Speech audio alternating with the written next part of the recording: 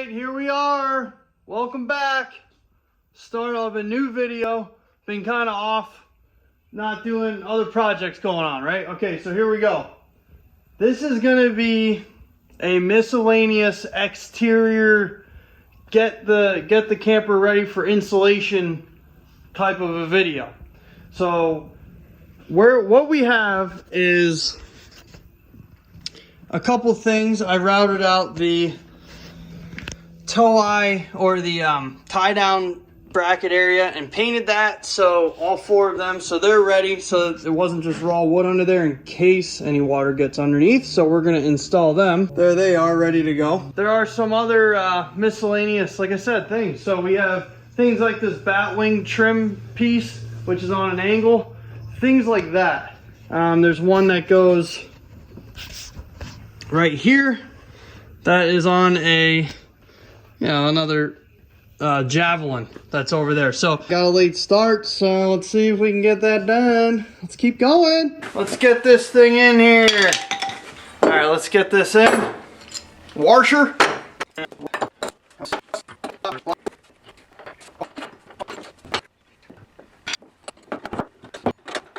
There you go. Complete on there. Got the second tie down bracket mounted, and there's some PEX plumbing that's kind of in the way. So I got some different rubber plastic style caps in there. MISC caps and plugs. That PEX pipe was pushing against that bolt there. It would have worn through the water line. So I just put that cap on there, and now it's got a little bumper. Out here in Grunge City. And I just wanted to show some of the gussets that I'm talking about. So here's one of them. This is the wing wall gusset. That has to get made. That was just made out of a 2x lumber. And then this one was, they used plywood and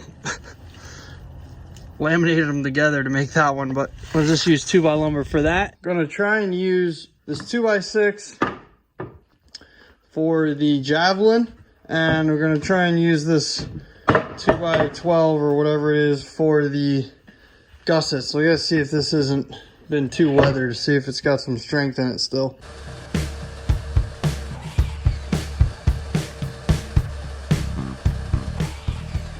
So in order to cut the angle on this javelin here, I have this fixture that I have clamped in here on an angle, and I'll just run it against the fence, and in theory it should work.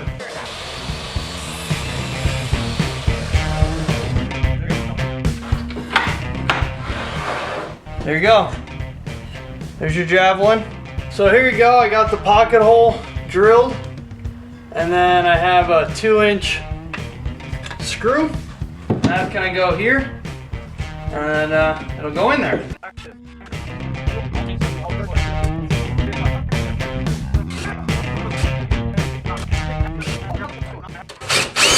Done.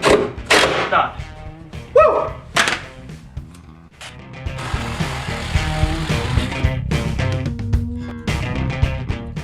All right, here we have both of the gussets.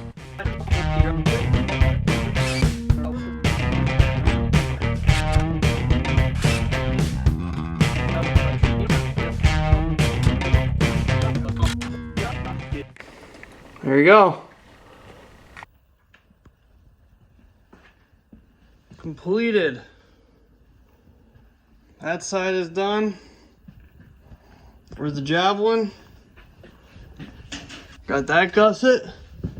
Got Sherman being blinded. That gusset. Tie downs, and then this side. That's done. What are you doing, Tank? What are you doing over there, huh? Look what came in. We got a delivery right here from E-Trailer.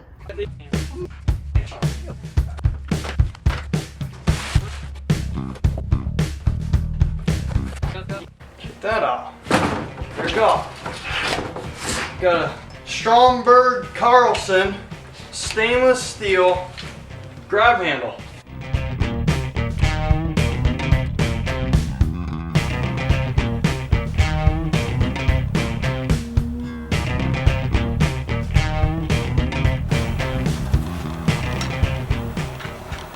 have the grab handle.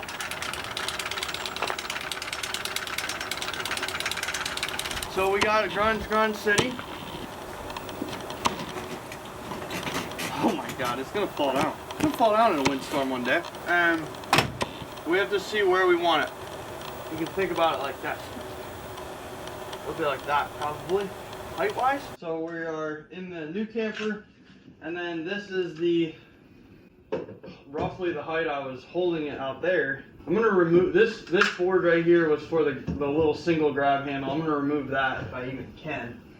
I probably glued it, of course. And so I'm gonna do that, and then figure out to put studs in here. So I'll throw a picture up of the rear of the camper with the siding on and everything. You'll see what it is and how it is. But I refer to that photo, and these 2x4s, I built this thing. I don't even know what I built it for because it's so long ago. These 2x4s are to support the lower ladder bolts or screws. These 2x4s are the mid ladder 2x4 or screws mounting. And then this is, like I said, for the grab handle. So all this space is free. I'm gonna remove this totally, get it out of there, and then just put a solid 2x4 spanning this section here. So then I have freedom to mount this thing anywhere from all the way down here and pretty much this distance.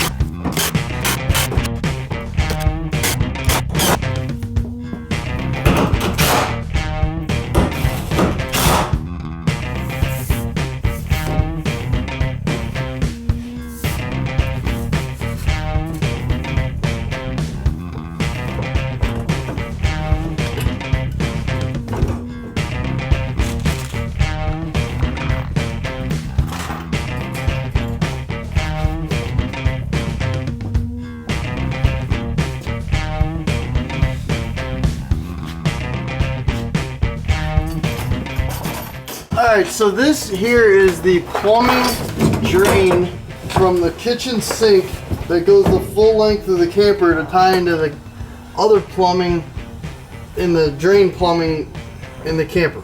So I'm going to tie this so that it's on an angle. We're going to use this plastic strap.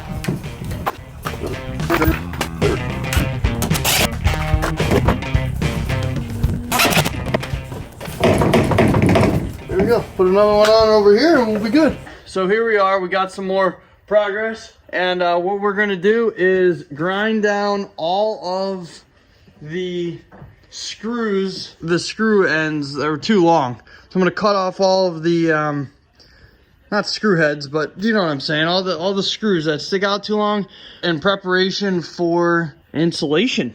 So let's keep going on this one and move forward. Here's the roof, and we have, this is a little zoomed in, but this is the rear section where all of the electrical is strung through. I just vacuumed it all out. There's a piece of plywood that goes this entire rear section. It's roughly a 4x8 sheet worth of plywood that'll cover that to cap just the rear section so that you can walk on that area and store things up there if you wanted to.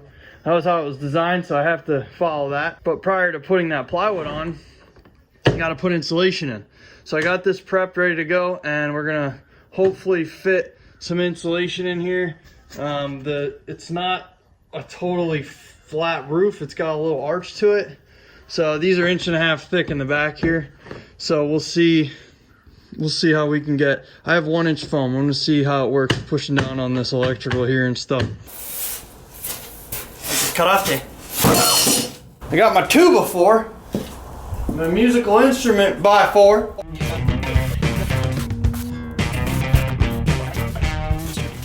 Okay, I'll try it. Woo!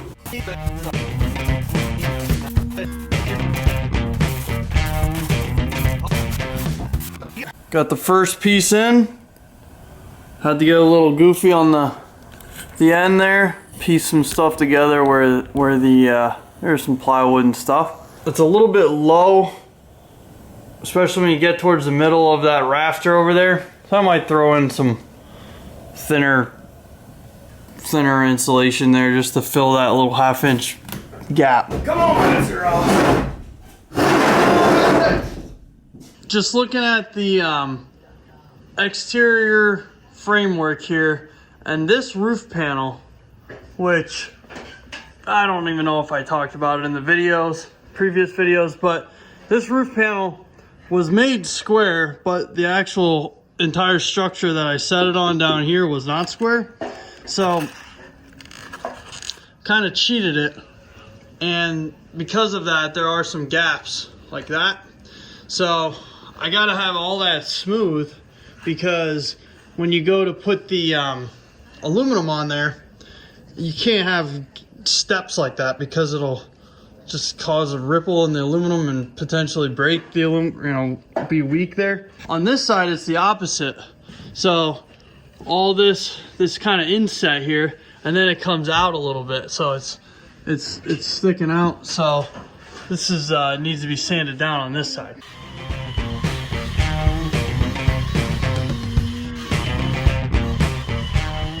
You're up here on the roof, and this is the plywood.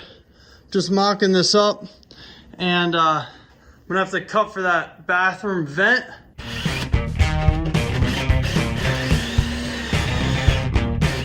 I got this packing material, came out of something, and there was a little bit of a gap because this is 1 inch insulation, and these are 1.5 inch thick ceiling joists that kind of have a taper as they go to the edge of the ceiling or the roof. And so I just laid them in there, and now we're gonna lift this plywood carefully and set it where it needs to be here, and hopefully don't mess up our rugs.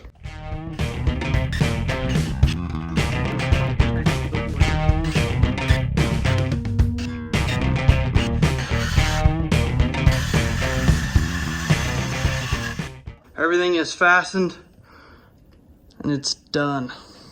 Now, actually it's not done. Now I just have to sand the edges with the belt sander just to clean up this side. The other side I got to do the filler, and then we're good.